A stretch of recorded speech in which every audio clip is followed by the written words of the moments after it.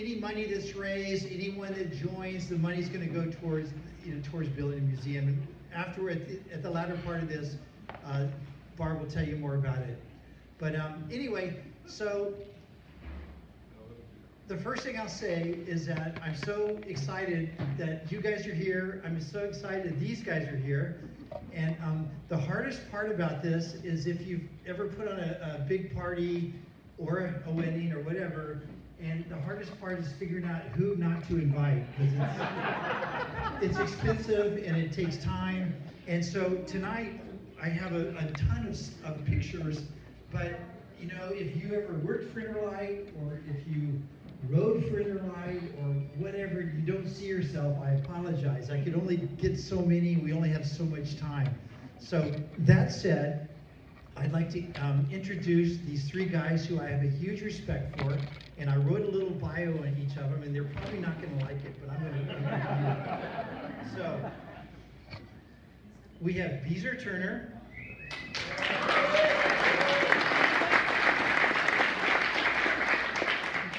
Not surfer J.B. Sluter, and not Councilman J.B. Sluter, but we have Mayor J.B. Sluter. And we also have Yancey's little brother, John.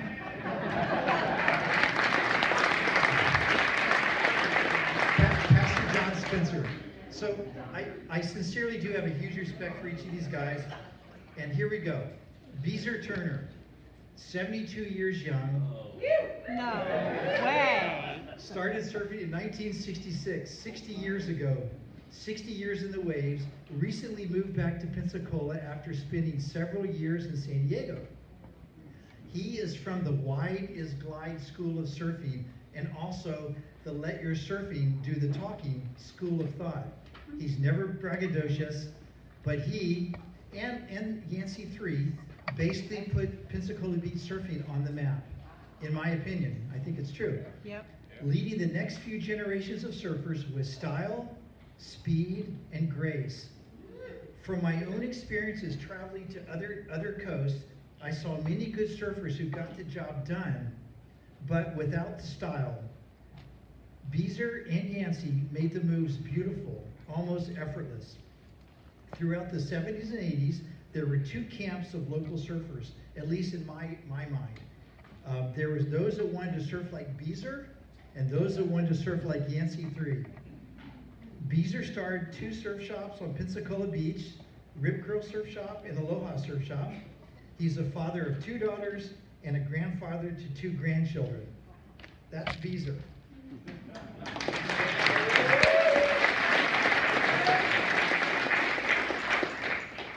It's hard to overstate Beezer's impact on Pensacola surfing. It really is. Okay, John Spencer. John grew up as the brother of Yancey Spencer, for better or worse. I remember surfing Assateague Island in Maryland in the summer of 1973-ish with a group of Pensacola guys. A local guy walked up to me on the beach and he said, "You're one of the guys surfing with Yancey's brother, aren't you?" Which to me was a badge of honor, but I'm sure it was challenging always being known as Yancey's brother instead of John. However, John became a very good surfer in his own right. He planned to follow Yancey's footsteps as a pro surfer, and he also had the addiction to surfing. But something happened when he was 18 years old. As the Jesus movement swept across the country, Yancey, who had had his own conversion to Christianity, gave John a Bible, which John had no idea how to read it. He told his brother, "I don't know where to start." So Yancey replied, "Well, your name is John. Why don't you start with the book of John?" And this led to a radical conversion to Jesus Christ. Everything changed. He went back to finish high school, which he had dropped out in a year or 2 earlier. He left the surf a bit by going to Bible college in Lakeland, Florida, which is where he met his wife, Lynn. But he still surfed weekends in Cocoa Beach. After graduating and moving back here, he decided to get his master's degree at a seminary in, of all places, Kansas City, Missouri. Oh, my. Which kind of broke not the love of, but the addiction to surfing. In 1983, John started New Life Christian Fellowship in Gulf Breeze, which became Calvary Chapel Gulf Breeze, and finally Coastline Calvary Chapel. He has been a pastor for 43 years.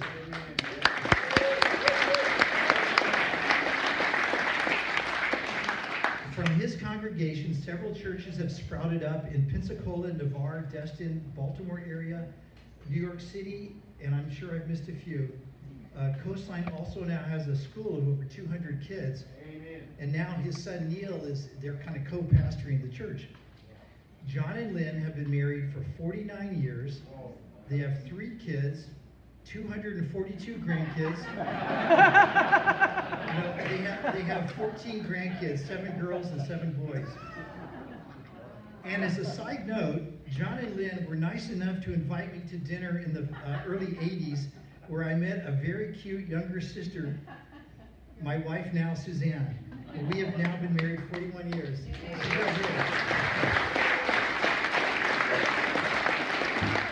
So that's John. Now we have JB. Yes. Excuse me. Finally, JB Schluter, who used to be JB Spencer until his mom remarried and a young JB was adopted as a Schluter. JB was a hot, up-and-coming young surfer who went to work for GBAHS department stores at a young age. What did I say? Oh, yeah, okay. I loved GBAHS. Did I read it wrong? Okay. At a young age, he married his high school sweetheart, Midgie, and through his hard work and natural leadership skills, in 1984, he was offered his own GBAHS store in either Louisiana or Dothan, Alabama, correct? Okay. He wasn't sure what to do because then Yancey offered to match his salary at the shop if he would take Interlight and run with it. Anyway, he saw fit. JB took the offer and ran with Interlight. Under JB's leadership, he formed Interlight into a solid family-owned and run, family-friendly chain of stores that have survived high inflationary times, bridge closings, COVID-19, a massive oil spill, the rise of the internet, retail sales, surf shop chains at the malls, local competition, and on and on and on. Interlight has now been in business for 57 years.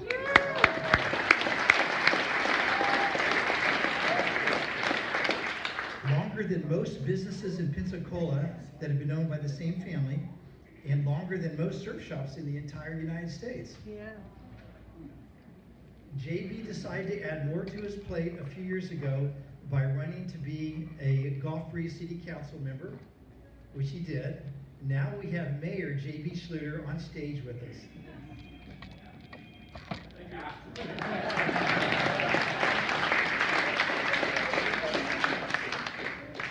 JB and Midgie have been married 49 years. They have 3 kids and 10 grandkids. So that's JB for you. Now,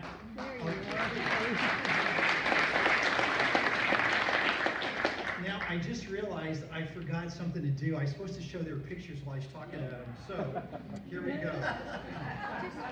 This is Beezer Turner. He's got the same shirt right now. Beezer, what year is that about? I have no idea. This is Lynn Curl next to him, and you could barely see Skip Savage.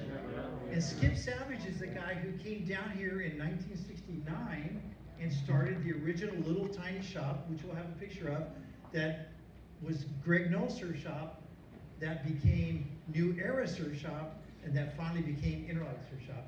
I like this shirt. Yeah. There's Beezer. Is this in San Diego, Beezer? San Diego. Okay. Beezer Turner, Rippy. A couple years back. Here's several pictures. I had the privilege of going to Puerto Rico, and Dave Skelton came with us, and he took these pictures. So that's Beezer Turner in 1975, I believe. This is Pastor John Spencer, one of my favorite pictures of him. And John, was this on the east end of the beach, do you think? That was down toward the last house somewhere. Okay, okay. You look at the, like in the far, you could barely see little houses, you know, just the single story little houses. Yeah. What's that? Yeah, yeah, I know. And you guys, if you want to talk, please use the mic. Yes, let everyone hear you. This is John at Trestles in California. Someone sent that to me. They cleaned it up from the, you know. And that was about 1970. Probably 74 or 5, somewhere in there. Okay, all right. So basically 60 years ago. How can we be so old? I don't get it. No, that was yesterday, wasn't it? There's John with his brother Yancey. Looks like it's Christmas time. Wow. Okay, then we go to JB and Midgie. This is from the this was from the Gulf Breeze High School yearbook in probably 1974. Okay, all right. How long after this did you guys get married? 3 years. Okay. This is the kid JB, the man JB. Wow. The almost mayor JB. And this is the kid JB. Okay, so, all right. Okay, we have a couple of course we have to have some of Yancey, because Yancey's the guy. I mean, Yancey's the guy that had the drive, had the style, had the ambition, and he started the Interlight. And 57 years later, here we are. This is in Cape Hatteras in the mid-70s, maybe 73-ish, 74, 75, somewhere in there. I love that style. Yancey just had the best style. Okay, so when the first surf shop started, it was a little teeny 10 by 10 building-ish, 15 by 15. And please, you guys, speak up if you have to add to it or if I mess it up. But I think there used to be like a U shape off of 98, like where.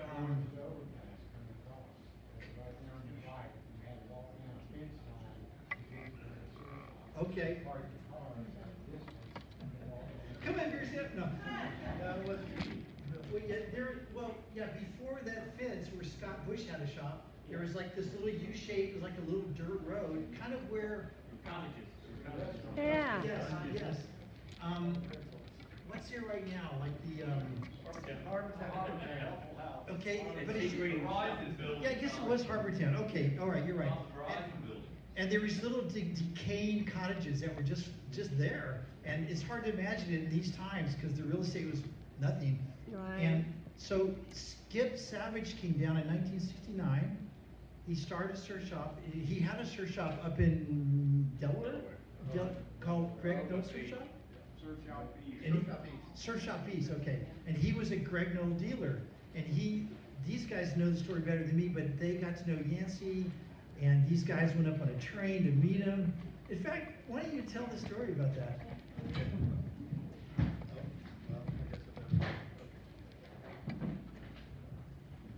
So Yancey convinced myself, Brad English, and Glenn Curl to go up to Delaware and surf for Greg Noll surfboards and live in Skip Savage's surf shop. So we were all 16 years old. Skip, we were all a part of, and some of you will remember, Intergalactic Surf Club. So we're at Jerry Blake's house that night. We had a big party, and so everyone took us to the train station down there by, well, it used to be the Civic Center. And we got on the train, went all the way to Wilmington, Delaware. Skip picked us up, and we started surfing for Skip that whole summer. Took us to contests all over, and yeah, Yancey was the driving force behind that. It was like, you guys need to go, and he convinced Skip that we were good enough surfers that he would pay our way up there. He would pay us to run the shop, and he also. Skip was a very interesting guy. He liked hallucinogenics, and that's all I'm going to say about it. So at 16, he kind of influenced us a little bit in that area. That's all. So didn't you say you took the train all night long? He picked you up at the station when you go surfing immediately? Oh yeah, we took the train all night to Wilmington. He picks us up, and he said, "I want to see you guys surf."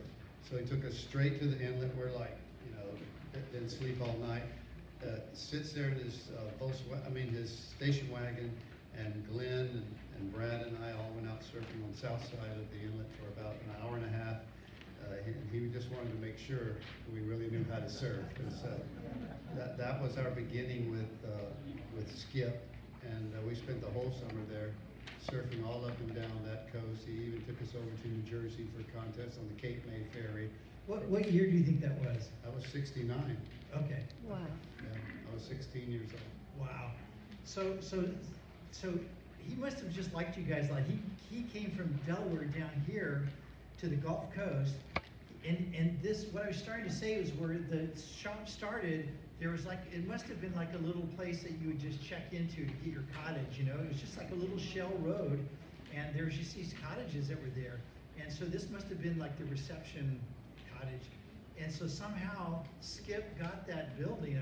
I don't know how he got it, but so that became the surf shop, and it was so tiny. And then, so he had it, and I guess I'll jump ahead a little bit. So he had the shop for a while, and I think from what I understand is after a winter of sitting here, and imagine a time when the population was much less, and he would sit there all day in the wintertime and sell one bar of wax that back then cost 25 cents. And I think after a few days of that, or a few weeks or whatever, he just said, you know, I think I'm gonna go, I'm gonna leave it with you guys. And so Yancey and Ken Roos, his buddy, they took over the shop, and I think they took the stuff on consignment because Greg Knoll had probably forwarded it to them just to try to sell it on consignment. And then after a couple of years, Greg Knoll went out of business and he changed careers. He had one of the biggest surfboard factories in the world, so he shut down. And so Interlight, I mean, there's no need to have a Greg Knoll surf shop. So through a long story, Yancey met a guy named Jay Stone in Santa Monica, California, who had Blue Cheer surfboards, which is what this is. And this was an ad from Surfer Magazine around that 1969-ish, 1970, I guess, 70, 71, somewhere in there. And so in Gulf Breeze, it was Blue Cheer for a couple years, and then Jay Stone went out of business. And we may see a picture of it, but if any of you were surfing back then, you remember if you saw a blue Dodge van anywhere on the beach, you knew the surf was going to be good there because that was Yancey's van. Yeah, so anyway, after that, Yancey decided to start something different, and John or JB can tell the story how the Interlight name came up. Well, when Yancey had a conversion experience up in Virginia Beach, he went to a church with a young guy named Jimbo Brothers, who was a very famous surfer in Virginia Beach. And Yancey just happened to be there for a contest, and Jimbo had become a Christian, and he invited Yancey to church. And Yancey didn't want to go to church, but he said, hey, it's rock church. And Yancey thought that meant like rock and roll. But when he got there, there was a big rock out front. I said, upon this rock, I'll build my church. And Yancey goes in, and long story short, he came to Christ. And when he got back, he wanted to change the name of the shop to something Christian. And so we were looking through these Christian coffee house books with all these Christian coffee house names, and we came upon this one that said Interlight Coffee House. And Yancey liked it so much, he goes, that's it, we're going to name the shop Interlight. So that's how Interlight got its name, and it never served coffee, to my knowledge. Beezer, so you started surfing in 1966. Correct. But you and your brother Herb, who's here, hey Herb, you guys grew up on the beach. Yes, we did. So We're locals. yeah, you can't get much more local. So what year did your parents buy their first house out there, and what did it cost? First house was in '61, but the one we grew up in was '63. 13th and Areola, it cost $8,500. No, I mean for the house, not the lot. The whole Everything. thing. That's amazing. Wow. Okay, since we're on that subject, so John, you're in JV. Your mom moved to Gulf Breeze in the early '70s. Do you have any idea what she paid for her house? She paid $28,000 on the corner of Florida Avenue and Dolphin, right Wow. there. Yeah. Wow. Herb. Do you remember what? 1971, Okay. January of 1971. Wow. 25 from the- What does your house cost now? I'm just kidding. I think it sold for $780,000. Really? Yeah. Wow. Wow. Okay. All right. And I love the taxes. Thank you very much. Okay, Yeah, Mayor. but Mayor's Okay, here's another one of Yancey. Yeah, that's awesome. This is kind of an interesting story. Is Dave Skelton here tonight? Okay, Dave was like the guy for taking pictures, and he got, you know, Yancey and Beezer put us on the map as far as surfing goes, and but without the photographers, it wouldn't have happened. And so Dave was a guy here, and a guy named Tony Crusoe from Fort Walton Beach, and they were willing to stay out of the surf and take the pictures. And I don't know if this might be the same time, but Dave told me the story about how he and Beezer and JB Falbo, were you part of this one right here? Yeah, it was an ad for Surfer House wetsuits. Okay, well, the way Dave told it is that, I mean, there's no money back then, and they thought, well, how can we make some money? How can we be in an ad? Well, let's make up our own ad. So they got them all in the Surfer House wetsuits, and they held some of their boards. Like, I think this might be a Sunshine, maybe? That's a Sunshine, I think. I had a Gordon Smith, and I don't know what JB had. Okay, and so they took pictures, and sure enough, at least one of them got in the magazine as an ad, which is kind of cool. So they I don't know if they made any money, but they got a little more famous. Free wetsuits. Free wetsuits, okay. You know, here's something else I want to say about Beezer. And I know he loves this. He's probably going to hit me afterwards, but I'm trying to state. Back in 1971, 2, 3, 4, Pensacola was nothing, especially in the surfing world. Just nothing. Our population was nothing. You could get a house on the beach for nothing. And in the surf world, we were just nothing. But I started traveling, and when I start to travel, me and my friends to go to different surf areas, they say, where you guys from? Pensacola. They didn't know where that was. So we just say Florida. And they assumed we're from the East Coast because there's no surf in the Gulf. But then after a while, they started saying, where are you from? We're from Pensacola, Florida. Oh, you must know Beezer Turner or Yancey Spencer. So it gave us a little bit of credibility. And so two things happened I thought were pretty cool. I lived in San Diego for a couple of years in the late 70s, and I was renting a room from this family. And Beezer knew these people, and the mom owned a surf shop right at Crystal Pier in Pacific Beach. And her son, whose name's Chuck Hope, and they used to make fun of all the Florida guys. They called us Gators, and they said we surf real jerky. They called us Hupwa. I don't know, but they made fun of us. But later on, I realized they liked us. That's why they made fun of us. But one day I was talking to Chuck, and he had seen every good surfer you can imagine that came through San Diego. I mean, Skip Fry, if you know who he is, he surfed right there all the time at Crystal Pier. And one day we're talking about Pensacola guys, and he goes, yeah, Beezer Turner's my favorite surfer. I said, oh, your favorite from Pensacola? He goes, no, my favorite surfer I've ever seen. Wow. Oh.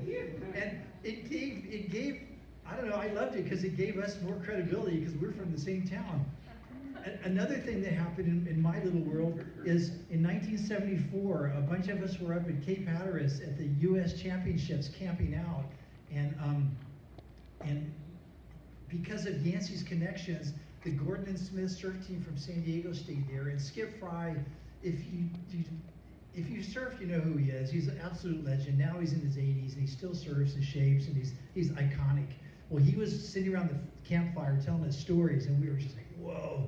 And we were like, 18, and we thought he was really old. Later on, Yancey pulled me aside and goes, Tom, Skip was only about 35 when he told us those stories. But he was telling us these stories, and I could tell one time he stopped, he looked at all of us, because we're all in the contest. And I was just there, I was just thrilled to be there. I had no chance of winning, but I was there, and I surfed in the heat. But Beezer and Yancey had chances of winning. And Skip Fry looks at all of us, and he goes, well, it's obvious that you guys have surf on the Gulf because all of you can surf. And I was so thrilled to be included in that category, but he's talking about Beezer and Yancey and the other guys. So anyway, that was pretty cool.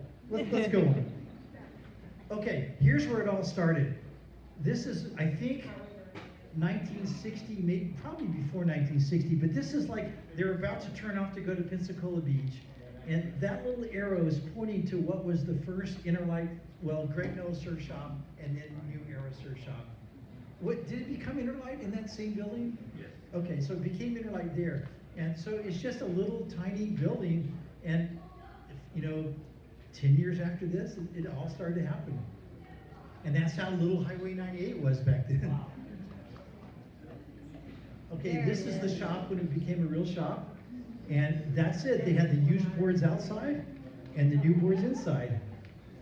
And this is the van, this blue van, if I understand correctly, Jay Stone from Blue Cheer Surfboards ran out of money and he owed Yancey royalties. So he gave him this van. And Beezer, who was telling me the story about how, tell us the story about how that happened.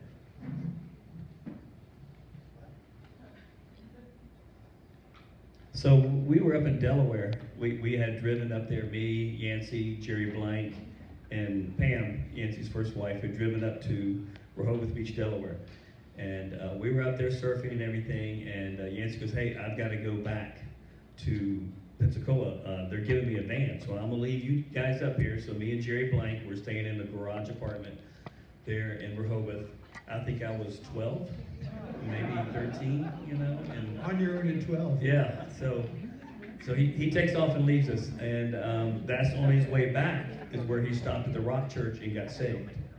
So he got saved at the Rock Church there. I was up there probably getting stoned or something else up there in Rehoboth, Delaware. At 12 years old. At 12 years old. And I was very mature 12. And so he comes down, gets the van, and he turns around and comes straight back up to get me and Jerry Blank in the van. So it was much more comfortable in a van with 4 people than it was in a Volkswagen Bug. And we were camping, so all the camp gear was in the bowl, everything was in that Bug as we went up and down the coast. Wow. Well, I got something to say about that van. We put more troops on that van than you can think about. I mean, we had 8 people in that little Dodge van. I remember one time we went to Texas, and we get over there, I think it was Freeport, Texas, and there's about 8 of us, and we get out, and they're looking around, and I look over there, and they're giving away a 3-wheel Honda. And I walk up to the guy and goes, you guys giving that away? And he goes, yeah, in the men's division. I said, well, is there anything he could be in the men's division? He goes, looks at me and he goes, why, you want to surf in that? I said, yeah. Well, and he goes, why? I said, I'm going to win that Honda. And he started laughing at me, and I said, so can I surf in it? He goes, yeah. And so I won the Honda.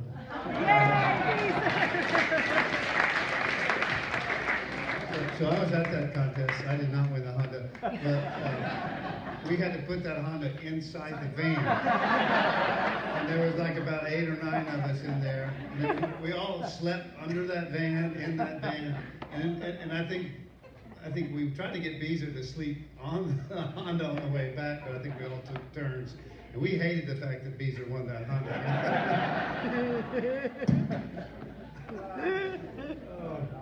So, okay, so let me step back again. So, Beezer, this is back to you again. So, you grew up in Pensacola Beach. What was it like living out there in the 1960s? Compared to now? People around. The what? There weren't many people around. You could go down, our first house we had, it was down in, I think, 1411 Areola, and there was no road to Navarre.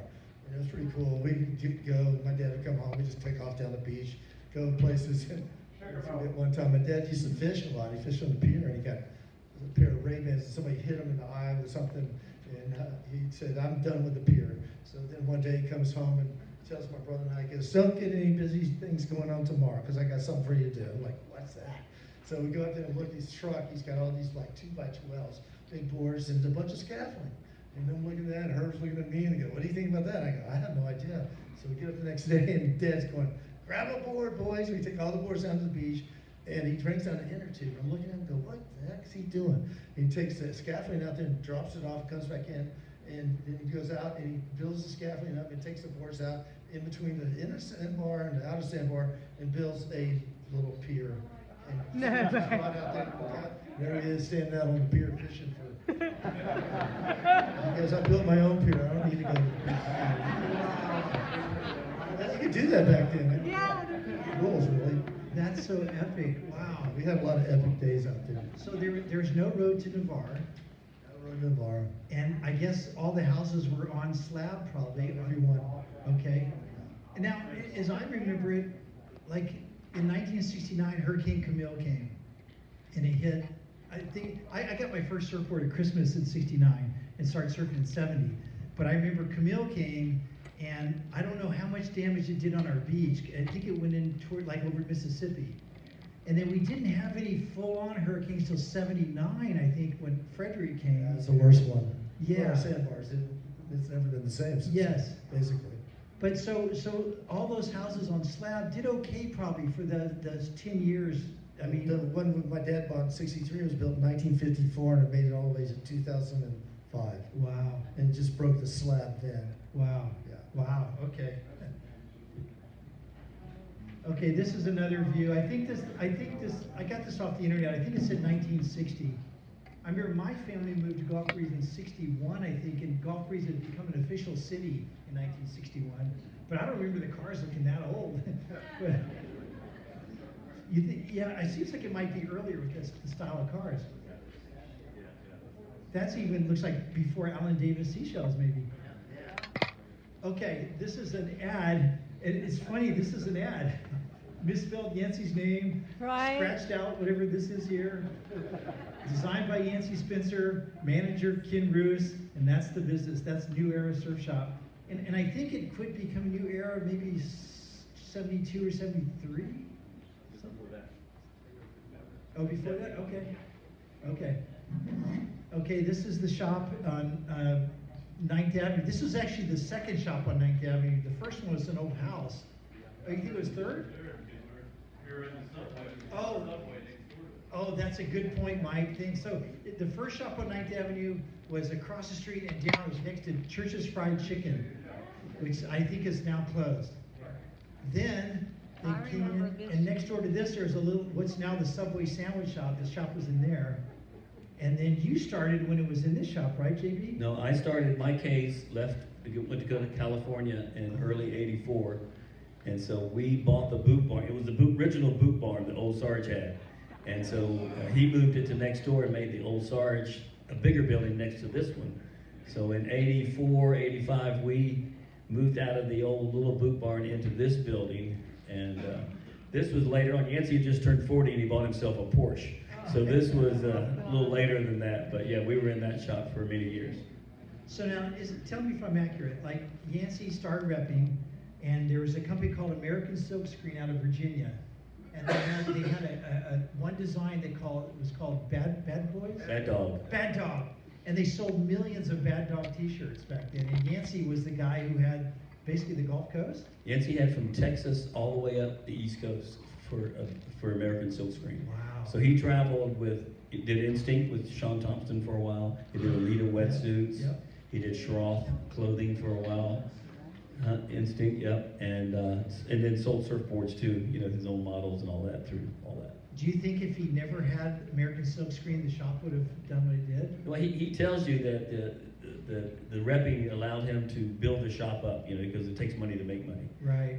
As it's all about the cash flow. And so with the cash flow that he was able to generate through the repping, he was able to build up Interlight to a level where it could sustain itself once when everything kicked off. Okay, very cool. So stepping back once again, how long have you? I know how long you guys have known each other, but how long have you known Beezer? If this is 2026. I don't know. I started back when I started surfing. There was Herb and Beezer, and Scott Shepard and Rick Miller. There was just a group of brothers. It seemed like, and it was. I think I started when I was probably 13. So that would have been 1960. Let's see, 66, 1966, and we didn't even own surfboards. We all stood on the beach and bummed surfboards from people. Even Yancey, hey, can we borrow your board? And they would kind of look at us, and eventually we got our own boards. And I remember Beezer and Herb's dad. We hitchhiked to the beach all the time. We didn't have cars; we were too young. And Beezer's dad actually built this little thing, because there were no fin boxes back then. They were all glassed-in fins. We would slide our boards in this thing, and this little back piece would go over it. And we brought locks, that had codes on them, and we would lock our boards in there and hitchhike to Beezer's house. And we usually just surfed up behind Herb and Beezer's house, and his dad was Yeah, the parking lot are there. And his dad let us keep our boards there, and it was great because we didn't have to hitchhike with our boards anymore. 'Cause that's what Big giant boards, yeah. yeah, big boards, and we would, if we did hitchhike with our boards, you know, my mom was living on Florida Avenue, so you'd walk down to 98 with your board and hitchhike to the beach, like 1967, 68, and there's no cars coming over the bridge. Now you can't hardly get across the street. And nobody will pick you up. Well, you know, a common theme I picked up on, and I kind of knew it, but it's really hit home, talking to you and then talking to Beezer about a lot of guys, anyone could afford their first surfboard. And of course you didn't have a car. And another thing is that everyone hitchhiked. I hitchhiked, my parents didn't care. I was 13 years old, you know, and so, yeah, it's weird. I used to go to PHS and I knew the surf was really good. I'd wear flip-flops. And they'd kick me out and go home and get some shoes on and come back to school. And I'm like, yeah, right. See you tomorrow. Go home, my mom go, what are you doing home? And I go, they kicked me out of school. And she goes, why? I said, I wore my flip-flops. She goes, you know you're not supposed to do that. And I said, yeah, well, I'm going surfing. She goes, no, you're not. You're going to stay right here. And I said, no. She goes, tell your dad. And I said, tell him. So the cool thing to do, I don't know if some of you guys remember this, back in junior high or high school, if you were a surfer, was you folded up your trunks and you wore them in your back pocket at school and they hung down and everybody knew you were a surfer. And I was, it must have been, because when integration started in this area, I was bused from PHS to the original all-black school, I guess was the name of it, Washington High. And so it was crazy because there was a fight on every corner. We were the first white guys to ever go to that school. And so I was 16 years old, and I was afraid to go into the locker room, afraid to go into the gym. So I stopped going. And my mom would always say, why are you so sunburned? And I we had a long PE today. It was very long. But I would hitchhike out to the beach, and finally they figured out that I wasn't going to school anymore, and that's when Yancey kind of took me under his wing, and we were riding for Greg Knoll, and my first big Greg Knoll trip was Yancey and I took some couple from California came, and we repped surfboards all the way from Miami to Maine in an old Volkswagen van, Yancey and I just selling Greg Knoll surfboards. It was an incredible trip, and then I actually spent some time in Texas with Yancey and Glenn Curl when he was doing the Jackie Lay surf thing. And I'll never forget this. Yancey wasn't a Christian then, and neither was Glenn. But I think we might have been chemically altered, and we're laying up on top of this house, and we're looking at the stars. And we're just up there, we're, surfing all over Texas, and Yancey's looking at the stars, and he goes, man, look what God did. And Glenn Curl's, I'm in the middle, and Glenn's over here, and Glenn goes, there is no God. And they argued about that for about 2 hours. I'm thinking, Yancey why is Yancey arguing about God? He's smoking pot right now. So I don't know, it was a weird thing. You know, I don't know if people in this generation can imagine what it was really like back then. Nowadays, everyone wants to be nice, and they don't want to be, prejudiced and all that. Understandable. But back then, I used to remember stories like I grew up in Gulf Breeze, and it was just only white people, and it was just that's all I knew. But some of the guys on the beach, because they were in Escambia County, they had to be bused all the way to Pensacola, and the racial thing was heavy. And I hear stories about guys, they were scared to go to the bathroom. They would go to school and not go to the bathroom all day because they'd get beat up if they got caught in the bathroom. And so people would, some parents would buy a property or a lot in Gulf Breeze. It was super cheap, so they'd have a mailing address in Santa Rosa County. And then, but it was a hard thing for the guys on the beach to have to go all the way over there and deal with Yeah, it wasn't too pleasant. Yeah. No, we had the first walkout over there too, and I kind of got we showed up over there and we all had long hair, flip flops and stuff, and we were like from another planet. At Washington? PHS. Oh, PHS. Yeah. And so anyway, we got fed up with it one day, and we started talking to everybody, and of course all the black people jumped in, and we had this major walkout. I mean, probably 500 kids just walked out of school. And they freaked out, and they called the cops and everything else, and they were threatening us to put us in jail. We're all laughing at them. And after like 17 years old, we didn't care. What And, year was stuff like it? that went on and on. Then it kind of progressed a little bit further, and I finally quit. And my parents like, well, what are you gonna do? And my parents said, I said, go to Hutson, School of Liberal Arts, and I did. Graduated from there, so that worked out pretty good. Okay, so John, that's kind of pretty much why you dropped out of school. I mean, I know you didn't like school, but the racial thing was so tough, wasn't it? Well, the racial thing was so tough that, yeah, every day there was a fight on every corner, both women and guys. And so I couldn't go in the locker room, I couldn't go out in the gym. So eventually I just stopped going, and my mom realized that, and Yancey was in Texas, so he said, yeah, come on out to Texas. And so I spent time out there with him. But yeah, it was a pretty intense time in the 60s when all that was going on. And but I went back to high school at age of 18 when I became a Christian. I told my mom, okay, it broke her heart that I dropped out of school, so I went back to PHS, actually went to adult high school and finished there, and went to PJC for about a year, and then I went off to Bible college. But the reason my parents moved to Gulf Breeze was because we were living over on the west side of town, and JB was scared to death of black people, and we had a black mailman, and he would come to the door, and JB would run screaming to the back of the house. And no, it wasn't John Hollington. He was pretty scary too, but that was one of the impetuses for moving to Gulf Breeze. That was just the So way JB, it what was. was it like to be a little kid and have your brothers be Yancey Spencer and John Spencer? John, not so much, but Yancey was. I started surfing when I was 10. So Yancey would take us out there and make me surf and everything. So I started surfing, mainly just rode the soup, when I was about 10 years old. So, that was 1968. But, that's probably the reason I changed my name, because I was always under the Spencers. Oh, you're Yancey's little brother, or John's little brother. But that's not true. But it was great. And still till to this day, people, associate us with Yancey and the legacy that he created in this area, in the Christian world, in the surfing Christian world, and just in the business world. So, Now, I remember when you were a young teenager. no, don't talk there. Don't go there.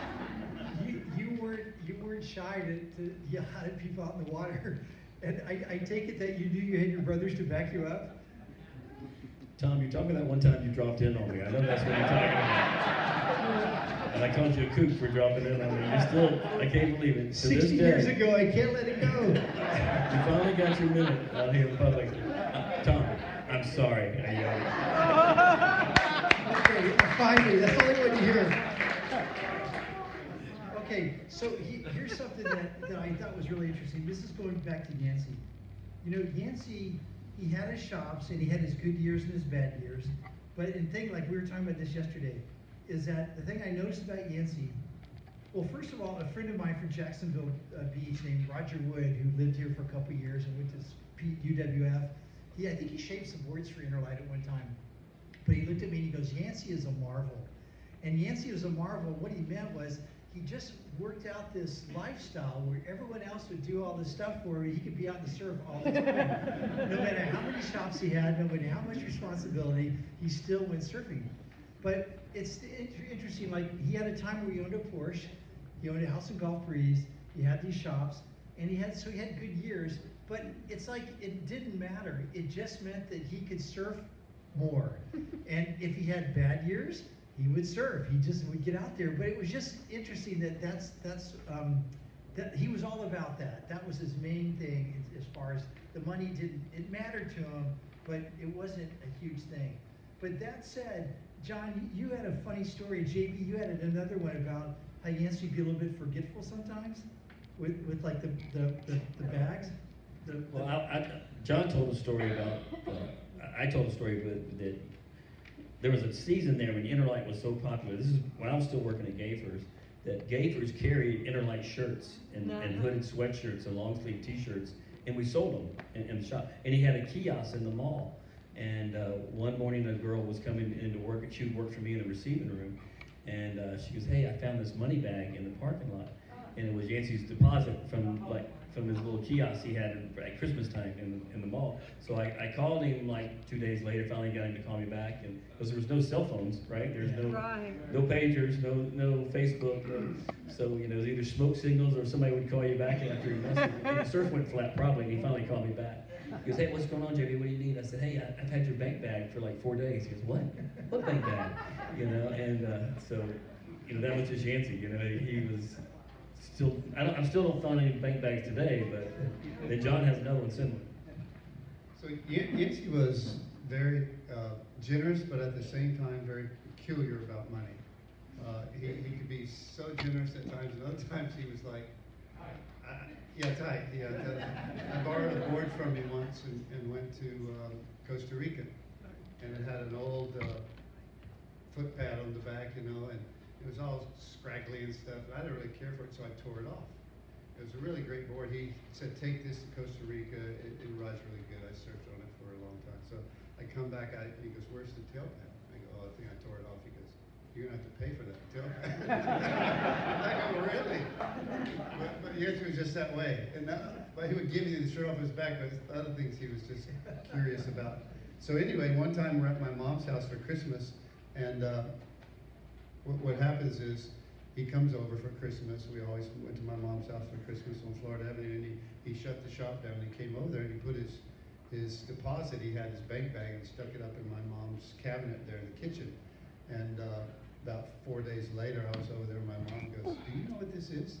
And I go, what? She goes, this bag, I found it in my cabinet. I opened it up, and it was Yancey's deposit for during Christmas. It was packed full of money and checks and all this kind of stuff. And I go, yeah, this is Interlight's deposit for that weekend. And Yancey never missed it. He was probably too busy surfing. And my mom called him up and said, Yancey, I have, he goes, that's where I left that. So yeah, he could be a little eccentric.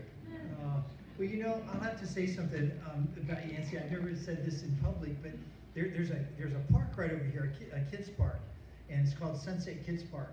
And back years ago when my kids were small, I don't know why, there was hardly anything there, and I thought this would be a great park. So I went out and I just started raising money, and went to every the meetings of the city council, the board, and to all the civic groups and all this stuff. But one day Yancey came up to me, and this was probably about the late 90s maybe. Yancey came up to me and he gave me a check. It was for $500.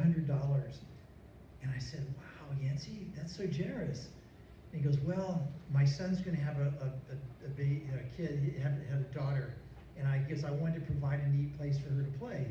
And that was just so kind. It was so, like, you know, I know Yancey could be tight, but he could also be so generous. And it was just, I'll never forget that. I'll tell you a quick story. So I'm leaving my mother's house to move to Kansas City, Missouri, which Yancey couldn't completely understand at all why I was going to Kansas City. He shows up, and I don't have racks on my car for the first time in my whole life. And he goes, John, you know where Kansas City is, right? I go, yeah, Yancey, I do. He goes, there's no surf there. I go, I know. So I'm there for 3 years, working on my degree. My wife and I are just eking out a life there, you know, working, trying to pay tuition, all that. And for some reason, I never mentioned to Yancey anything. I don't want to get emotional here, but for 3 years, Yancey sent me a check every month, which almost was equal to my car payment that I had to make. And I never asked him for it. I never told him how much my car payment was. But Lynn and I would get that check. We go, oh my gosh. And as soon as I graduated, the well dried up. But he basically paid for my car, which was just phenomenal. And Yancey could be that way. He could be really generous, and he never said anything about it. He never mentioned it ever. Wow. So JB, you've been with the shop for 42 years? Yes, 42 years this last February. So have you ever tried to think how many people you've employed over those years? All right, all of you stand up.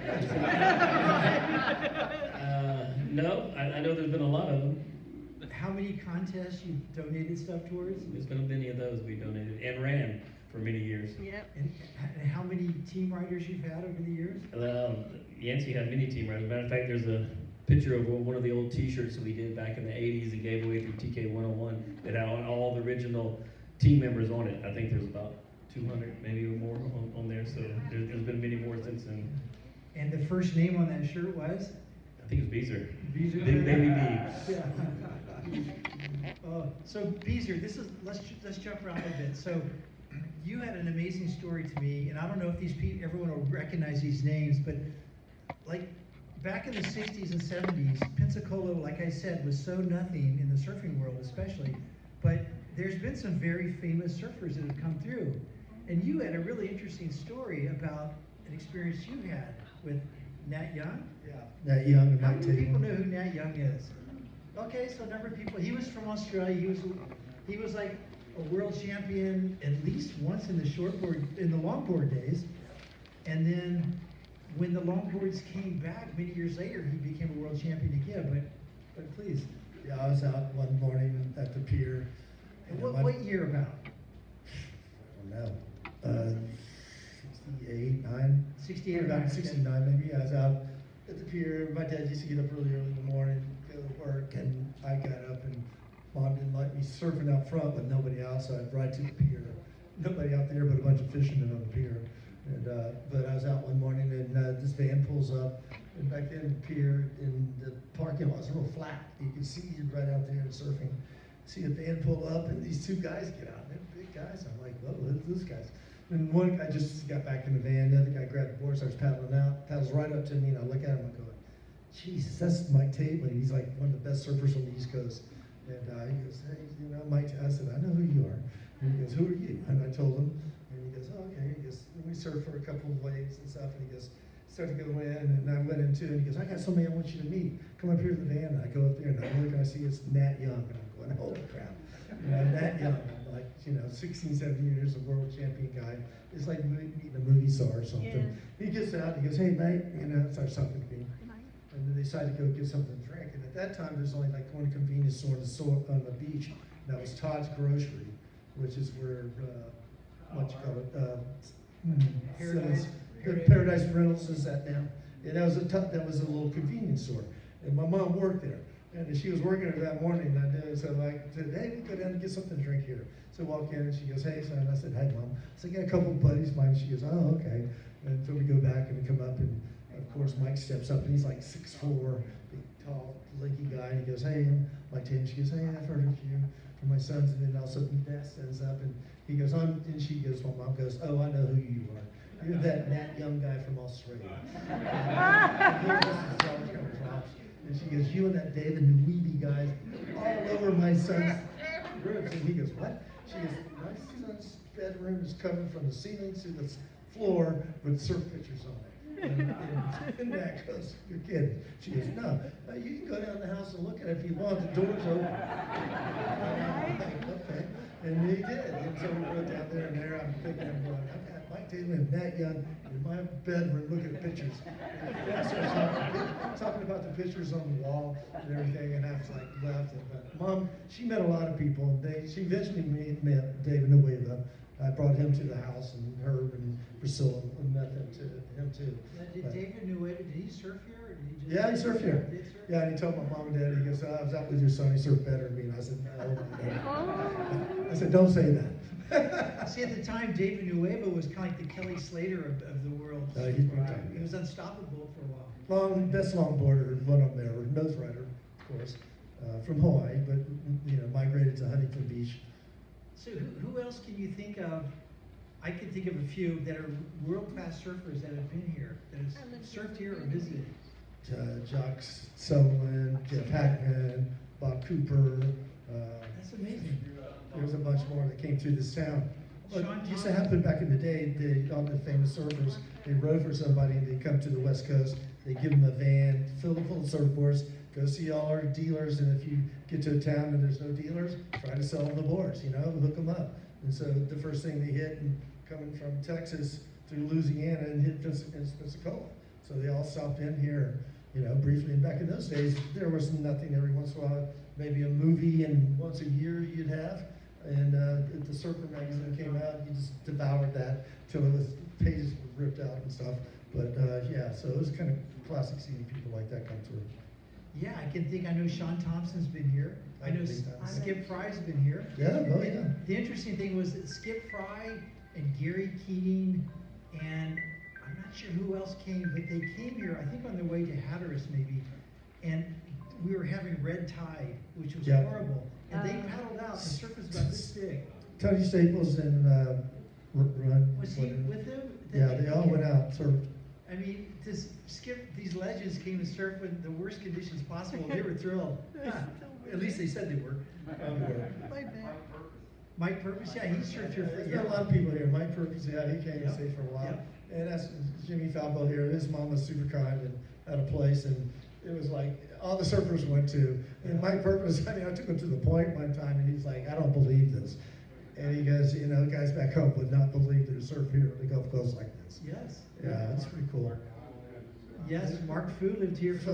Fu was not only here, he lived here for a while, but Rest in Fu, man, when we met him up in Ocean City, Maryland, Delaware. He's from Washington area, but yeah. Yeah, Mark, a lot of people don't realize that Mark Fu, I don't know if you're familiar with Mark Fu, we might have a picture of him. This is just a bunch of slides I just dumped him onto a big thing that might relate. But Mark Fu, who lived here, and it's a great story about the way he ended up here. But he lived here for a year and a half, I think, went to Gulf Breeze High School, went to Hawaii, became one of the most famous big wave surfers in the world.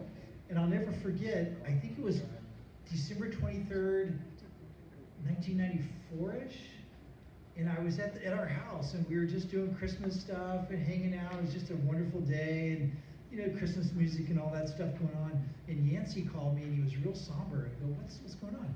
He goes, Mark Fu just drowned at Mavericks in California. It's like, whoa. And so, anyway, that was a tough one. But, okay, Yancey, Ken Roos, best buddies back, 100 years ago. Okay, this is where Harbor Town is now. This isn't the Interlight building, but it's just down from the Interlight building. Wasn't this Scott's first shop? Scott took this over. This was Ed Roulette, and I think he had this shop.